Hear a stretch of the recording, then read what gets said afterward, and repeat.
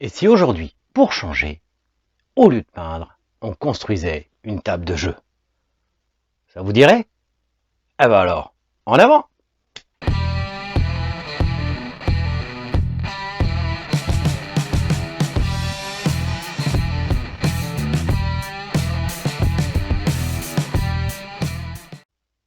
Bonjour à tous et bienvenue chez Sterile Painters.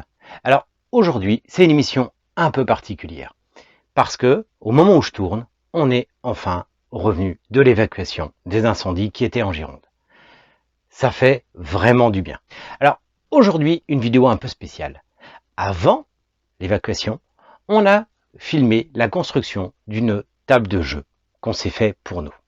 On a eu le temps de faire une partie dessus le soir et le lendemain matin, on était évacué. Alors tout d'abord, au début, voilà ce que j'avais fait comme table. Une table de récup avec de la palette et l'ancien plateau en verre d'une table de cuisine. C'était très pratique, très sympa, mais pour jouer, pas toujours adapté. Et du coup, on l'a transformé en ceci.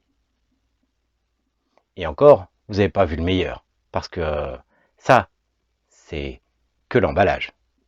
J'ai commencé à aller chercher des tablettes en pain, au final pas très chères, et je suis parti sur l'assemblage. Alors cette partie-là, on ne l'a pas forcément bien filmée, on a un peu raté, mais on voit quand même le résultat après assemblage. Alors l'assemblage du plateau du dessous, c'est pas dur au final. C'est deux plaques l'une contre l'autre, avec des bordures pour délimiter un champ complet au milieu, champ sur lequel je pourrais poser ma plaque en verre. Mais la suite va être particulièrement intéressante parce qu'on a décidé de faire quelque chose à la fois de pratique, mais si possible de joli aussi. Alors, on commence tout de suite par faire des inclusions. Histoire de donner un petit peu de cachet à la table, je vais découper et poncer des morceaux des chutes de lame exotique que j'avais, sur lequel je vais venir tracer des traits pour pouvoir dessiner des points précis. Ces points précis correspondent à un simili-dé. Ça va délimiter les 6 places disponibles des joueurs. Ensuite, je viens les percer, alors moi la perceuse à colonne parce que c'est plus pratique, avec une mèche à métaux normalement pour que ça perce pas trop vite, pour faire des trous incomplets. Je vais reporter exactement la forme de chacun, puisque c'est du fait main, ils ne sont pas tous identiques, à son emplacement, afin de pouvoir venir creuser l'emplacement et les incruster. Bon, j'en profite pour noter dans quel sens, parce que les coins ne sont pas exactement les mêmes. Pendant que moi je vais commencer à creuser, ma chérie va venir coloriser le fond des points des dés avec une peinture à effet glycéro qui a mis un peu de temps à sécher. Donc on aurait peut-être dû utiliser de l'acrylique, mais l'effet est particulièrement subtil et joli. Donc ça valait le coup. C'est qu'elle fait ça bien quand même. Et voilà, nos 6 dés sont prêts. Non, pas tout à fait. Elle va mettre dessus de la résine UV. Vu qu'on a une cabine UV, et même de toute façon ça prend au soleil, vu que le temps qu'il faisait à ce moment-là, ça prenait rien de temps, elle va mettre une petite goutte de résine UV sur chaque pour que ça soit bien solide et bien plat. Ça évitera éventuellement aux cochonneries de s'accumuler dedans. Moi, pendant ce temps-là, je viens percer tous les trous à la défonceuse. Alors, un peu en freelance. Et ensuite, je viens mettre simplement de la colle à bois, notre fameuse colle à bois dont on sert un peu partout. Et je viens coller les plaquettes et les appuyer au serre-joint, le temps que ça sèche et que ça prenne bien. Ensuite, je ponce le tout. J'en profite pour poncer déjà une bonne partie de la table, histoire qu'elle soit un peu plus lisse, un peu plus douce, parce que les plateaux étaient un peu bruts et pas agréables. D'ailleurs, j'ai une petite tête de camp qui vient faire le plus gros du travail. C'est pas moi qui l'ai fait, c'est elle. Et voilà le résultat. Ça donne un peu de cachet et puis surtout, ça délimite 6 places de joueurs. Alors voilà déjà à quoi ça ressemble le dessous. Vous avez vu, c'est relativement simple à monter. Bon, les incrustations, c'est un peu plus compliqué. Et quand on met la plaque de verre, ça ferme l'air central et ça va donner un plat à la table. Mais c'est pas encore fini. Là, je viens découper à la main pour faire des choses vraiment avec un angle parfaitement droit et je viens fabriquer des coins de table surélevés. Étant donné que toutes les places des joueurs vont être semi-ouvertes, on va les voir sur le côté, je voulais que les coins aient à peu près le même aspect. Alors à chaque fois, je viens pré-percer pour éviter de fendre, coller en plus et visser. Et je visse par le dessous pour qu'il n'y ait aucune vis apparente sur la table. Donc là, pour le pied des coins, je viens le faire un peu plus large parce que ça va me servir après avec les tablettes dépliables. Alors voilà à ce stade à quoi ressemble notre table. Mais on n'était pas encore satisfait. L'inclusion dedans, pour faire des dés, ça nous a paru super sympa. On a voulu aller un petit peu plus loin. Alors du coup, on s'est dit qu'aux 4 coins hauts de la table, on allait encore inclure des chutes de bois exotique dans lesquelles on allait faire les 4 éléments. Et là, ça a été pas forcément facile, mais surtout le résultat en valait la peine. Bon, voilà. Ma chérie a dessiné, on va encore en inclure dans tous les coins. Mais là, ça va être un peu plus compliqué. Alors pas pour moi, je vais avoir le bon côté du travail, parce que sur des petites tablettes comme ça, je peux largement m'aider à la réglette pour creuser. Une fois vérifié que ça s'ajustait parfaitement, c'est ma chérie qui va rentrer en travail et va faire le plus dur. Donc on a les 4 éléments. Moi, je vais coller mes coins de table. Je vais les visser par le dessous de la table, pareil, pour qu'il n'y ait aucune vis apparente. Alors là, il faut s'arranger pour que ce soit vraiment bien droit. Comme mes coins étaient faits à l'équerre, pas de souci. C'est très droit. Je vais coller, visser, serrer et laisser prendre. Alors ceux qui ne sont pas bricoleurs pourraient trouver ça peut-être un peu difficile, mais en fait, c'est pas très difficile ce qu'on a fait. Cette partie-là, par contre, est plus dure. Ma chérie, à l'aide d'un petit outil de sculpture, va graver entièrement tous les éléments. Là, elle grave l'eau, qui n'est pas le plus difficile, mais elle va en avoir d'autres et ça va lui prendre beaucoup de temps.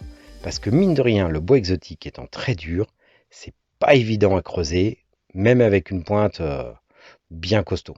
Il lui aura fallu pas mal de passages pour arriver à les creuser à ce point-là. On reconnaît bien nos 4 éléments, et là, elle va commencer à les peindre. Alors, on a pris de la peinture acrylique à figurine, toute simple, et elle va recouvrir tous les intérieurs. Par contre, comme le bois absorbe, c'est très long. Et voilà, les 4 éléments faits. Mais on va pas s'arrêter là. De la même façon qu'on a fait pour les dés, on va mettre de la résine UV par-dessus, qu'on va venir lisser pour enlever le plus gros et pas faire trop de bourrelets, ça sera un peu plus facile à poncer derrière. Et ça évitera qu'il y ait des cochonneries qui se mettent dedans. Un petit coup de ponçage par-dessus. Alors pour le ponçage, je commence d'abord grossier, mais je suis allé jusqu'au grain 1000 pour que la résine soit bien transparente. Là, je viens faire mes grandes tablettes sur lesquelles je vais mettre 2 petits supports aussi à chaque bout. Une fois collé vissé, je vais venir, grâce à des charnières, les mettre en bout pour que quand ils soient dépliés, ça agrandisse la surface de jeu et surtout de les refermer. Bon, tout de suite, voilà quelque chose qui va le donner de la gueule. Vous avez vu, c'est un plateau qui va pouvoir s'ouvrir. Je vous le montrerai quand même largement plus à la fin et vous verrez à quel point c'est pratique.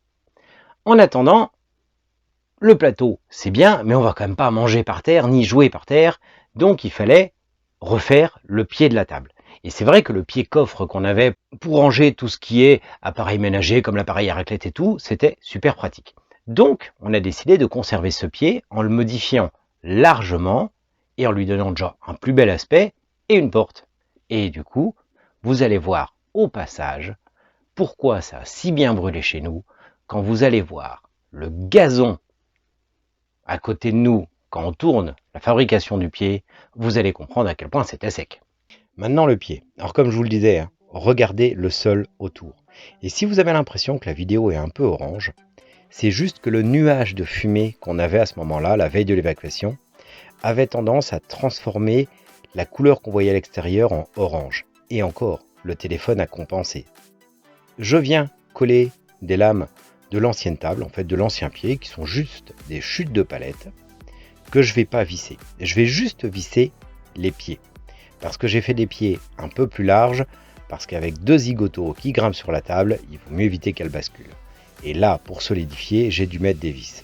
Donc comme c'est les seules vis apparentes, j'ai mis des vis avec des têtes un peu arrondies, un peu jolies. Et voilà notre pied fini, qui, on le voit pas trop là sur le côté, mais a une porte avec des charnières magnétiques, et ça permet de ranger les enfants. Asa, elle a adoré. Ensuite, j'ai rentré le tout à l'intérieur et j'ai simplement vissé le plateau sur le pied. Alors, à ce stade, je m'en fiche que les vis soient apparentes, puisque on va entièrement badigeonner la surface centrale de colle pour venir coller dessus de la feutrine. Pour la feutrine, rien de difficile, il suffit de bien l'aplatir, éviter les éventuelles bulles, et de mettre un peu de poids dessus le temps que ça sèche. Et on a trouvé exactement ce qu'il fallait. C'est le Mechanicus qui nous l'a fourni. Bon, nos fameuses inclusions de tout à l'heure. Il est temps de les coller. Donc, comme d'habitude, rien de difficile. Vous mettez de la colle à bois que vous étalez surtout. Je viens coller mon élément d'eau et placer dessus des serre-joints. Et une fois sec, je viens les reponcer comme j'ai fait pour les autres. Et voilà notre table toute simple qui se transforme en table de jeu multijeu. Franchement, ça a plus de gueule qu'avant. C'était sympa, mais pas pour jouer. Et ben voilà, vous avez vu le montage complet. Et vous avez vu, quand je vous disais lors du brossage à sec qu'il fallait que ça soit sec, et ben il fallait que ça soit sec comme l'herbe qu'on avait là. Si vous faites ça pour le brossage à sec, pas de souci. En attendant, notre table, donc, elle a plusieurs possibilités. C'est une table qui, fermée, va servir de table, bien sûr. On peut jouer dessus fermé en mettant encore des plateaux. On peut jouer demi-ouverte pour jouer à certains jeux. Et on peut enlever le plateau en verre, dans lequel on va retrouver un espace de jeu où, en mettant de la feutrine, on va pouvoir faire rouler des dés sans déranger les petits qui dorment à côté, ce qui est toujours sympa. Et s'en servir pour du multijeu. Alors par contre, j'en vois beaucoup qui se demandent, mais pourquoi une feutrine blanche? C'est salissant. Oui, mais à l'heure où je tourne cette vidéo, je ne vais pas pouvoir vous le montrer parce que je ne l'ai pas encore reçu, mais j'ai commandé un petit projecteur vidéo qui me servira aussi surtout à projeter des images que je vais accrocher au plafond, au-dessus de la table. Et ça va permettre de projeter les plateaux de jeu, ce qui sera très pratique en manipulation pour éviter de sortir toujours des plateaux ou autres, que ce soit pour jouer à Zombicide ou autre. Je les prendrai en photo, je les assemblerai et je projetterai directement les maps. Et ça va être vraiment un gain de temps énorme. En plus, c'est un projecteur que j'ai trouvé à 30 €. C'est pas un super truc, mais ça va donner du plus. Alors j'espère qu'aujourd'hui, notre nouveau setup vous aura plu, parce que je vous en ai pas encore parlé, mais oui, vous avez vu, on a encore changé d'espace autour. On a profité d'avoir évacué, d'avoir bougé plein de choses, et surtout d'avoir une tonne de nettoyage en rentrant, pour changer un petit peu la déco, et se mettre encore plus à l'aise pour nos vidéos. On a récupéré un petit canapé tout sympa, on est largement mieux assis qu'avant. En attendant, j'espère que cette vidéo va vous donner l'idée de vous faire aussi une table de jeu, parce qu'avoir une table qui sert aussi bien pour manger que pour jouer, c'est pratique, c'est du gain de place plutôt que d'avoir une table dans chaque pièce. Tout le monde n'a pas 50 pièces pour les mettre, nous on n'a pas en tout cas. Et moi, en attendant, je vais vous montrer un peu plus comment se déplie cette table en photo tout de suite. Et en attendant, je vous souhaite à très bientôt!